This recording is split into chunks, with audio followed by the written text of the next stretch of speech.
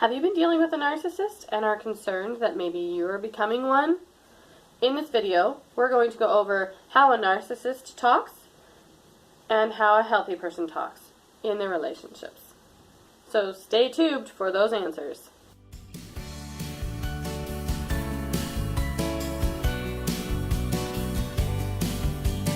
Before we get started, please remember to subscribe to my channel and hit the bell icon so you can get notified when I upload new videos every Monday. In my last video, I talked about the concern you may have in asking yourself, am I a narcissist? In this video, I'm continuing that by talking about how a narcissist will speak to you, and maybe you've experienced this, and how a healthy person may respond. In this video, I'm going to give you 5 examples of narcissistic communication. Example number 1 is that narcissists tend to be very accusatory. They'll have a lot of yous. They'll be blaming you, they'll be accusing you of feeling a certain way, or lying about you to your face and saying, you did this, which was really usually something they did. Or, you did this, and it was something they didn't do, but they just want to pretend like you did it. Or lie that you did it, and convince you that you have issues and problems and that you're a narcissist. Or they'll say something like, you're just trying to do such and such, or you just feel like I'm not enough. If you know what I'm talking about, write narc in the comments below. This is very, very typical of narcissistic communication. They're not in a healthy place emotionally to be able to respond in an appropriate way to an argument or a question or anything you put to them. On the flip side, someone who has a healthy sense of themselves, instead of reacting, they would respond to a narcissist using more I statements. I feel it should be this way, or when you do this, I feel this. I am disappointed in how this relationship is going. I don't know what I can do, or statements of that nature. Using I statements is healthy because you know your own feelings. But when you're using you a lot in conversation, you're accusing and you're blaming. The narcissist in your life will insist on not listening to you, which will leave you feeling, most likely, hurt, unheard, and abused. And over time, that can be very heavy on your conscience and on your emotional and mental health. Example number 2. Narcissists tend towards controlling a conversation. Speaking of not listening, narcissists will also tend to get enraged or angry very quickly in a conversation. Someone, you may even just ask a question. A simple question. Doesn't even have to incite rage or anger in the question. Something like, hey, did you buy this toy the other day? Or, hey, did you call my sister and say that I went to the mall instead of going to see her? Or whatever the circumstance is. And instead of responding and saying yes, or, this is the reason why, they'll get enraged and angry. They'll end the conversation as quickly as they can, leave, and sometimes they will give you the silent treatment. They won't speak to you, they won't answer your calls. It's kind of a form of punishment for you, a way of them having control. They also use triangulation. That is a term that means the narcissist will control the communication between 2 other people. So if it suits them, they'll control the communication between you and your parents, or you and your best friend, or you and your siblings. Lie, cheat, steal, deceive, in order to make this happen. They may even outright tell someone, a friend, typically it's somebody that you're close with, but they may even outright tell them that you don't like them, or you hate them. All these lies about you.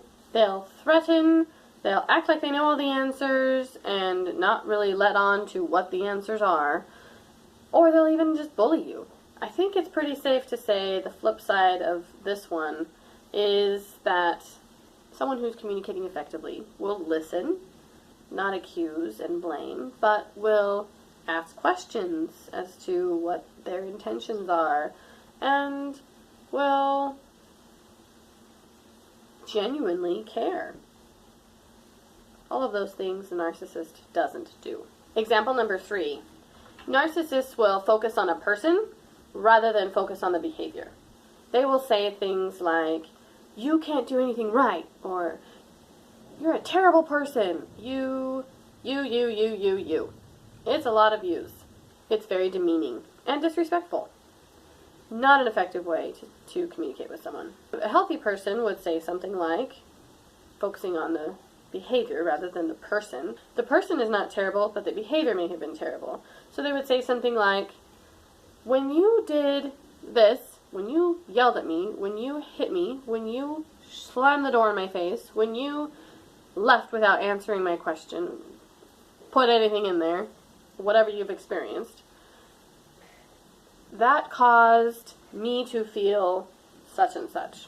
That caused this problem, or that caused us to lose trust in each other, or something of that nature. The person themselves is not a problem, but making a poor choice will result in a poor consequence. And that's what the problem is. The consequence, the poor consequence.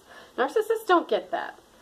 They throw blame around like it's confetti on New Year's. Example number 4. Narcissists will insult and berate versus having empathy. Speaking of throwing blame, they're just going to berate you and demean you and insult you and throw jabs all the time. 1, to make them feel good, and 2, to make you feel bad. Because it accomplishes both. On one hand, it gives them more control by making you feel bad, and it also gives them more control by making themselves feel good. They'll keep insulting you and keep berating you and keep demeaning you until one day you blow up and lose control and yell back at them or throw something across the room or have an outburst, and then they'll use that against you, that outburst, and say, oh, you are the problem. It's been you this whole time. If you know what I'm talking about, put narc in the comments below. They do not know how to communicate effectively. They don't know how to respond. They only react. Losing your cool does not make you a narcissist. Having no empathy can make you a narcissist, along with a slew of other character deficiencies. But losing your cool to a narcissist does not mean you're a narcissist. It means you're standing up for yourself, and you're fed up with the narcissist for taking advantage of you. Example number 5. Narcissists project and blame versus finding solutions. More blame. Blame, blame, blame, blame. Everything is a blame game. They're not responsible, they're not accountable, and so they're going to need to rationalize their actions through blaming you. Or anyone else, really. They'll blame anything. But most of the time, they're blaming you.